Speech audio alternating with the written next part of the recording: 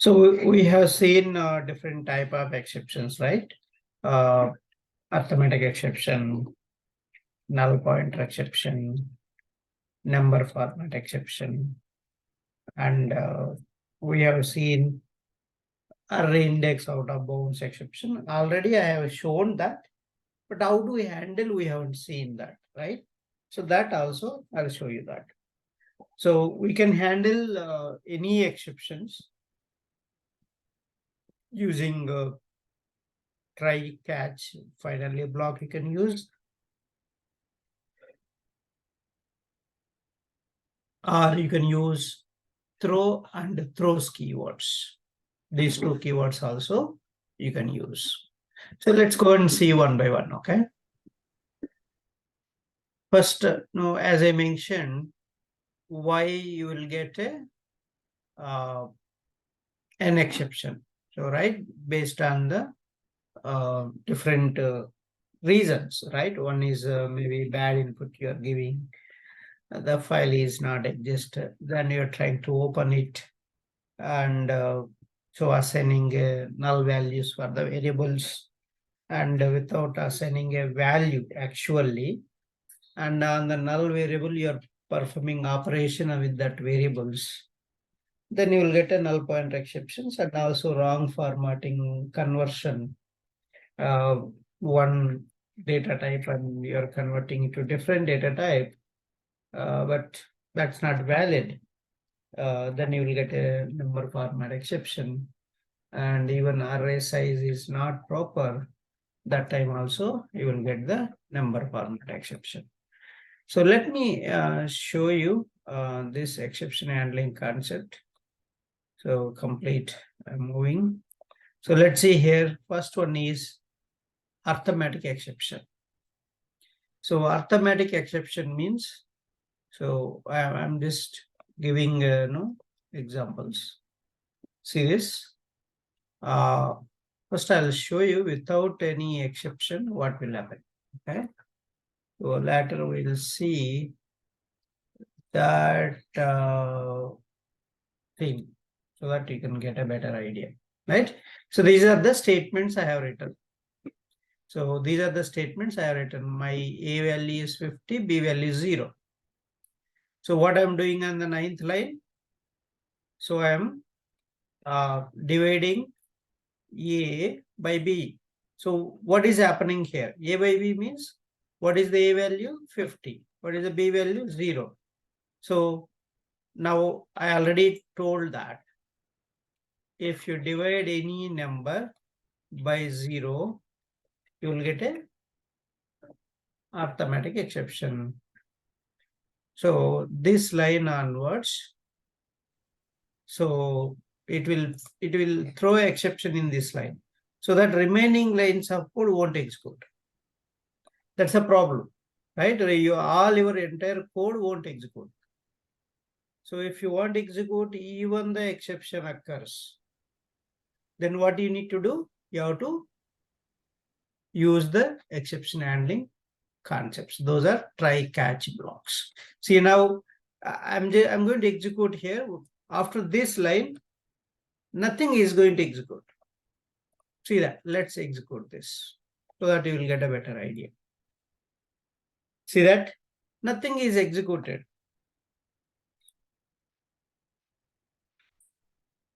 So Java, so see this is the class name dot Java, 9th line number, this one.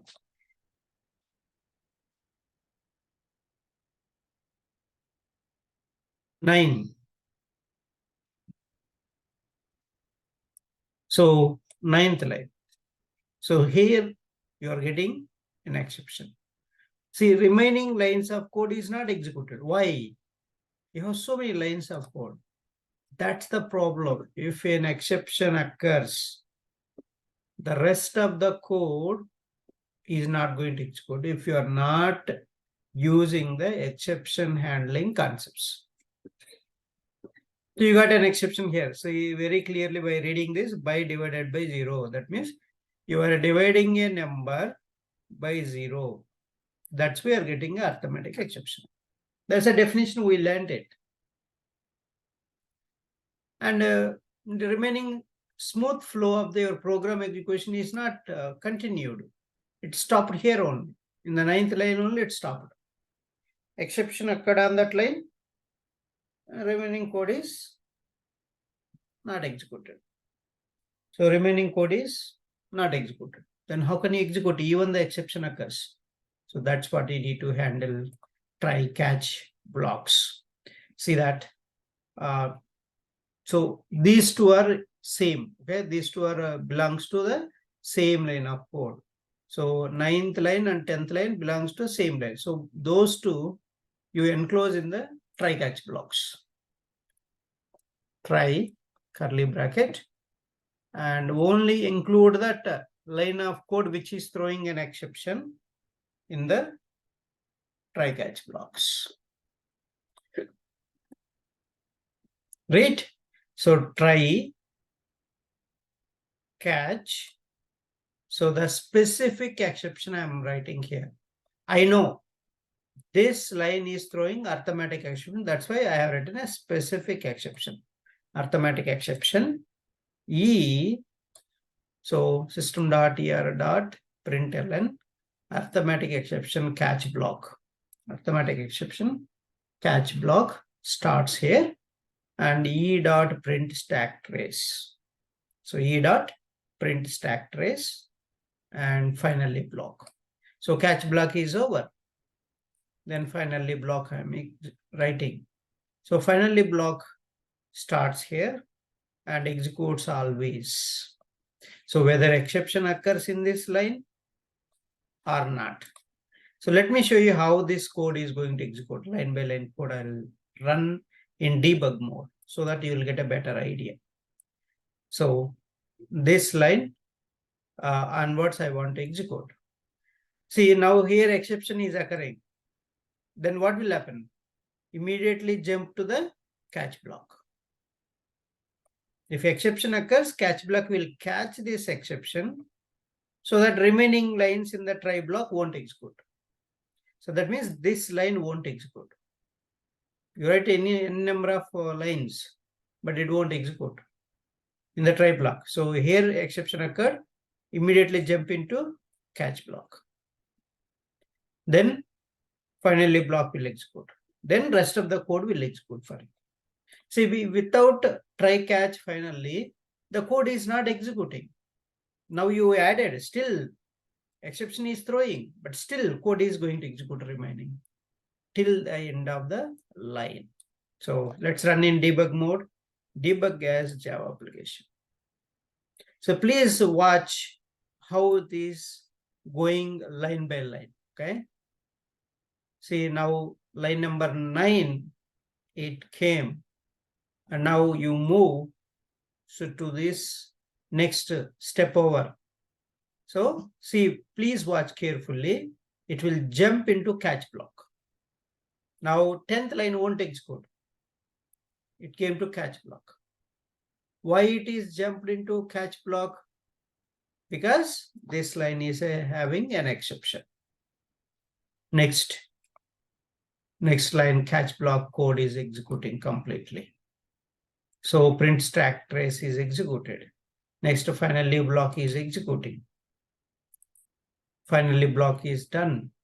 Then rest of the code is executing. See that before it didn't execute, right? So now after adding the try catch, so your rest of the code is executing smoothly till the end of the program. That's the advantage with exceptions. See, that's how the code is going to execute. Even the exception is there. So your rest of the code is executed till the end of the line. How is it possible? Because of try catch finally blocks. Finally is not necessary. If you need, you take it. Try catch is mandate. If you add a try, catch must be there. Or if you add a try, finally must be there. Any one. But only one try is no use. So you must add catch block so that it will be good. Your error will be so caught there and it will be continue. So that's the try catch. So now I'm going to give the value. Now I'm not giving a 0. So now how it will going to execute, let's see now. So debug as Java application. So 9th line, then it will say now there is no exception here because A value 10, A value 50, and B value 5. So you will get output here. You will get output. That means it is successful. No exception here. Then it will come to 10th line. See that. It came to 10th line. So it came to 10th line and 10th line value executed. Now catch block will execute or no?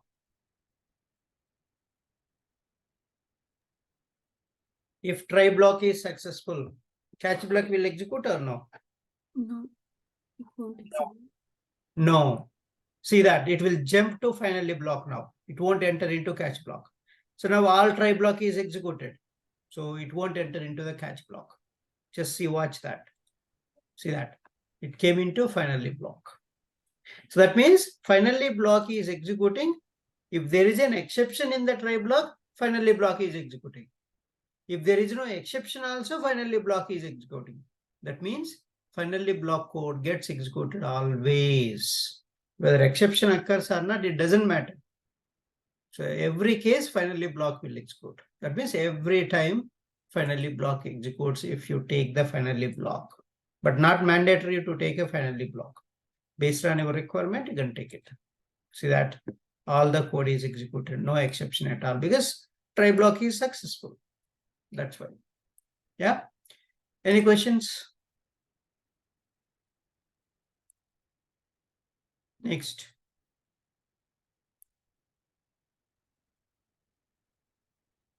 Null pointer exception.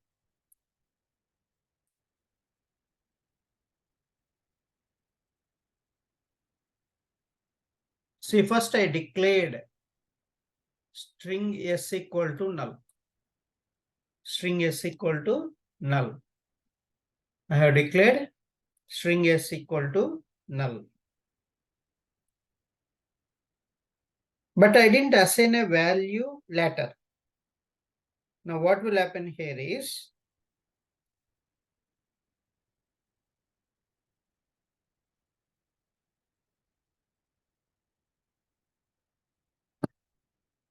see, I am going to remove this try catch blocks also. Okay.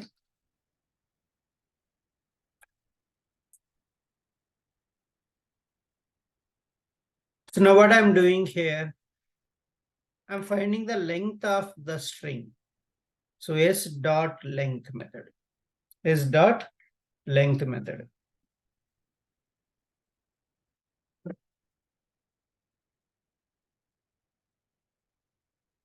S dot length method.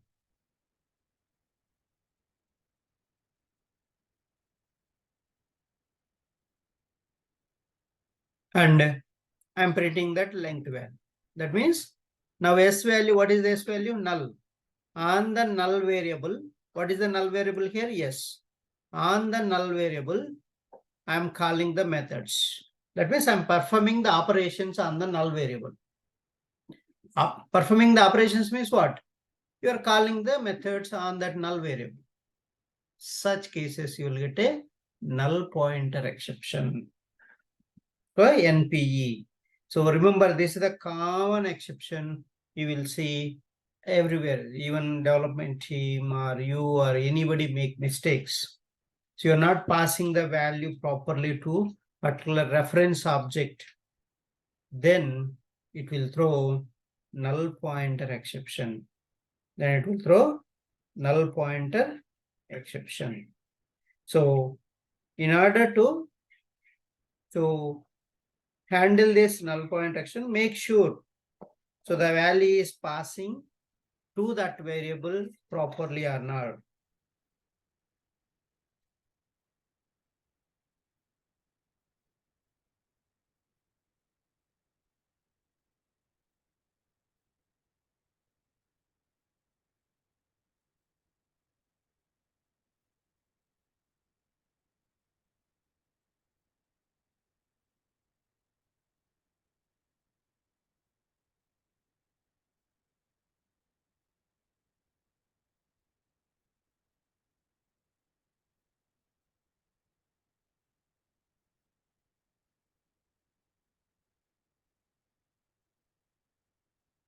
Okay.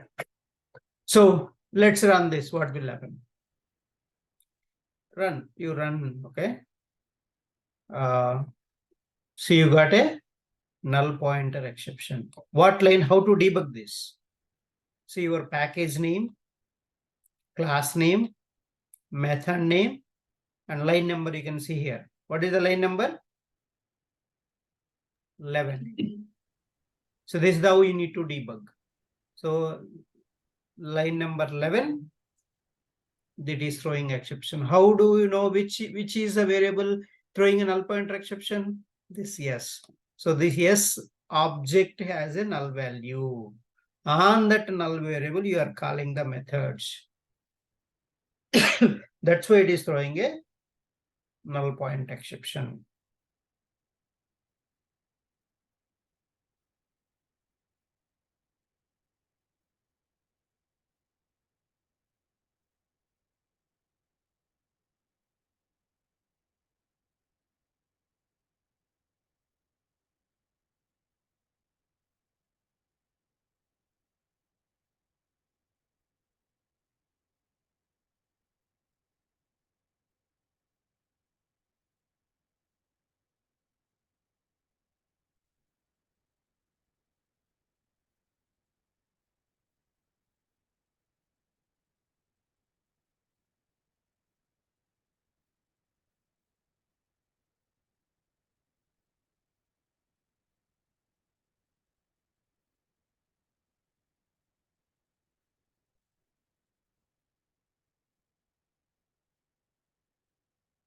So how can you handle this?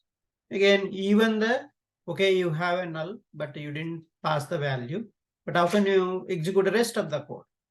So just to add the try catch block. Try and so catch. See, I know this is throwing a null pointer exception. That's why I added null pointer exception, NPE. So NPE dot print stack trace. So this is the common method which is developed in the throwable class, right? So that's why you can use, because all these classes are extending to that, right? So you can use this, the methods with the inheritance concept. Finally, and this is the finally block.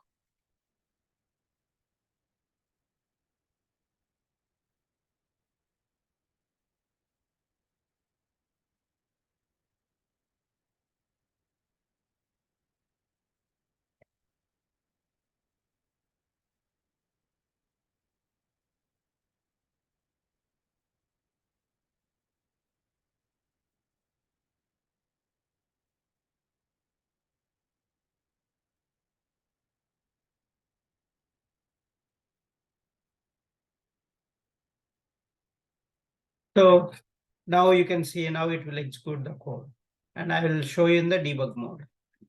So debug as Java application. See, it came to try block, but there is an exception here, null pointer exception. That way it will jump into catch block, then finally block. Then rest of the code is going to execute. So let's go and run line by line. So try block. So still one line is not executed, and then moving on. See, catch block is completed. Now finally block is executing.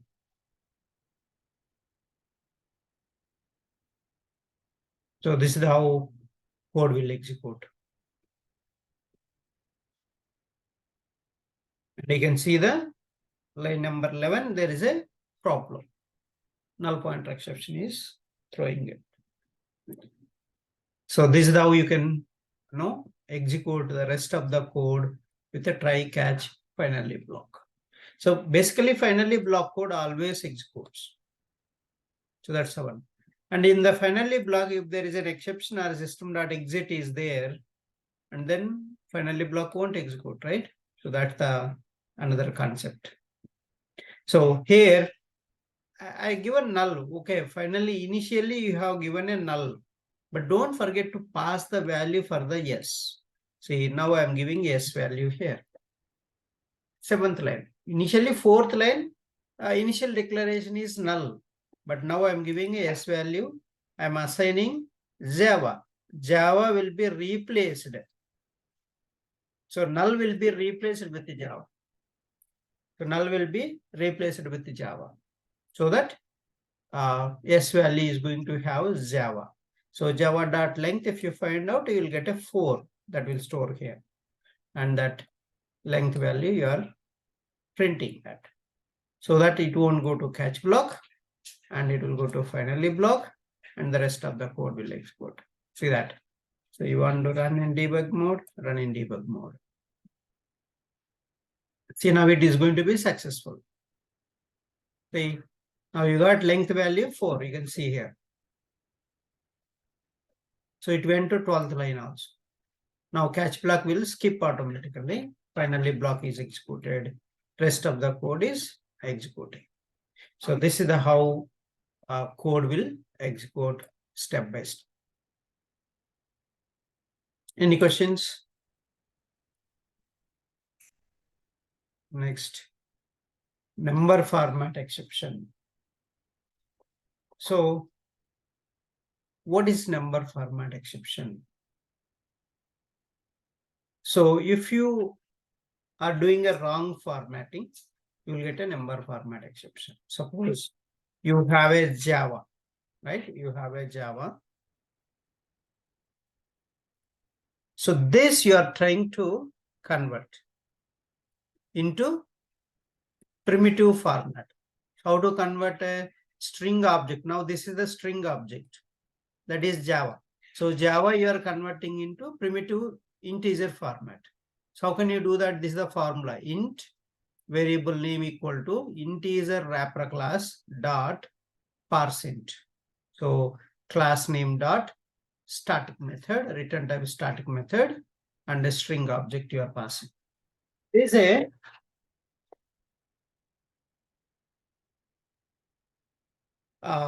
so wrapper classes. So 8 primitive data types has 8 wrapper classes. So what are those? So suppose you have, okay, so Boolean. So you have Boolean primitive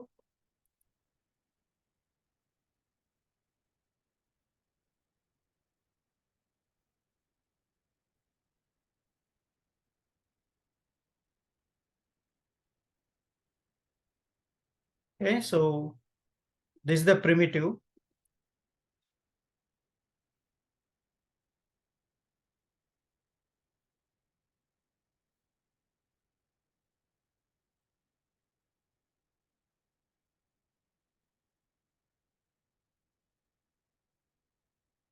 And this is the wrapper class.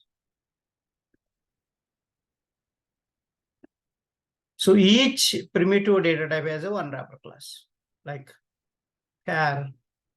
So what is the class name? Character. Byte. You have a byte wrapper class. Short. So we have a short wrapper class. And int. So what is the class name? Integer wrapper class. So long. You have a long. So you know class naming conventions, right? So first letter is going to be capital letter. And then we have float. Float wrapper class. So double wrapper class. So why do you need these wrapper classes? So basically you need a wrapper classes. You want to convert object into primitive, primitive into object format. So you want to convert primitive data into object. So who will help with that? So wrapper classes. And object into primitive format. Now we are doing object into primitive format.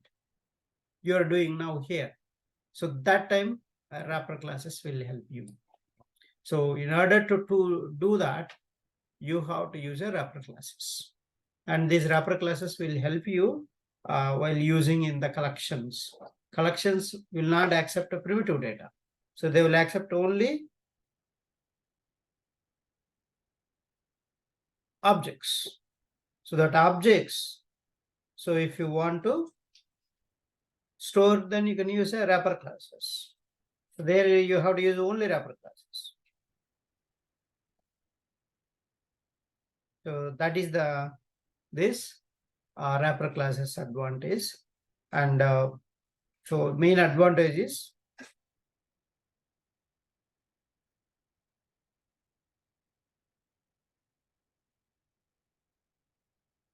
you want to convert primitive to objects or objects to primitive in wrapper classes. So those wrapper classes, so you will use in the collections, or you want to do something like this, and objects you want to convert into primitive format, they will help you. Okay, so that's a main advantage.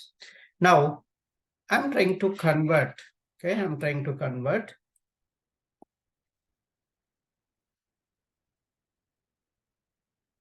See, I'm trying to convert now alphabets into primitive format. That's not acceptable. So basically, alphabets you cannot convert into. See, I'm converting string object into primitive integer format. That's why I'm calling integer.parseInt string object I passed. So it will throw an exception in this line. So if you don't handle exceptions, and it will throw a number format exception, and remaining code won't execute. See this. Remaining code is not going to execute at all. Say it thrown for input string Java. So number format exception, why you're getting? For input string Java, you're getting. So see the line number where you are getting, line number 23. So here you're getting line number 23, number format exception. Because wrong formatting you're doing. So let's do that with a try catch block, handle that. So handle that. So now what will happen when you handle? The code will execute, the rest of the code will continue. So now see, now rest of the code is not executing if you don't write a try catch blocks. Now if you write a try catch blocks, and the line which is throwing exception only in the try block, remaining lines of code is outside of the try catch. That's how you need to use a try catch block. If it is not related to no exception, you should not put that code in the try block. See that even the exception occurs, the rest of the code is executed. So that's how you can handle this. So number format exception, but still this is wrong. Alphabets you cannot convert. Same you do a number in the string format, you can convert. So number in the string format, if it is there, you can convert. Now see, the rest of the code will be completely executed. No, so only try block is executed and the rest of the code is executed. Okay, so this is the number format exception, how you can solve it by adding try catch blocks. And another thing, single try multi catch blocks. Single try multi catch blocks. And you can see here,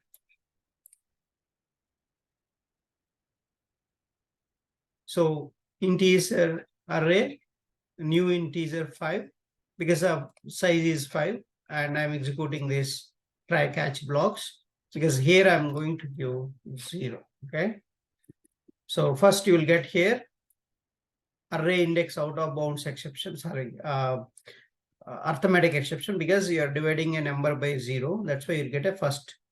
So one try block, multi catch blocks, multi catch blocks. See this catch, first catch I read an arithmetic exception because this is the first one, and second one and this one, because so you are inserting more than the array size. That's why you'll get a array index out of bounds exception. And if these two are not there, is a different exception is there, then this exception class will take care. That's why you have to write a one try multi catch blocks. So now you see at a time one catch block will be executed. Now you see one catch block only executed. See arithmetic exception. Now, if I solve this, if I remove this, so that one, now it will go to this area because more than array size you are inserting. That's why array index out of bounds exception you will get. That means it went to this catch block. And if this also, so you should not do that. And so then, and you will see rest of the code is executed properly. So because no exception here in the try block, that's why remaining code is executed. You're just printing with a for each loop, and so these are the print statements. So this is the one try block, multi catch blocks, how to write. So in your code, if there is a multiple exceptions you are getting, that time you can use multiple catch blocks. So we don't know which catch block will occur, that you are handling. Okay. So the last one is throw and throws keyword. Throw and throws keyword. And if you see here, so I'm just validating one method I have written based on the age, and you can find out if age is less than 18, throw new arithmetic exception. Let me so remove this and see so throw is inside the method body. Throw is followed by an object. Throw is followed by an object. But where is this declared in the throw keyword? In the method body. So what is the first point? You got first point. Where is throw used? Inside the method body. And throw is followed by an object. And next, throws keyword. See, in the compile time itself, so when you write this line of code, thread.sleep, so thread is a class, sleep is a static method in the thread class, which is telling, okay, you sleep 2 seconds. Here the thread. So this is the main thread, right? The thread, this is the one of the thread. So that thread will wait there 2 seconds, and then this statement will execute. So, but here in the compile time error itself, your Eclipse is suggesting, okay, here is the exception is occurring, declare it. Either you declare or you surround with a try catch block. So I'm declaring. So where is this declaration is happening? In the method signature line, throws is followed by an exception class. So where is that, throws keyword will add in the method signature line, and throws is followed by a class, exception class. So by following these two, you can easily tell the differences also between throws and throw keyword. So throws after what is there, and throw after what is there. And placement, where is the throws is placed and where is the throw is placed. So two differences you are getting by seeing this program, if you remember this visualization of the program. And wherever you are calling this method, if this method is having a throws declaration, calling time also, you have to declare that.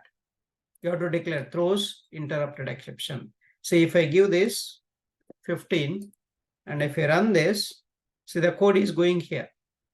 See this, your message is not eligible to vote. That means this is executed. So if you give this, now this condition will become false, right? So that means it come to else block. Now it will execute else block. So it is eligible to vote. So that means, so after my sleep, this statement. So this is the how the throw and throws keyword will execute. Okay. So that's all exception handling. Let's execute. Let's come back and we'll discuss on JDBC connection. Okay.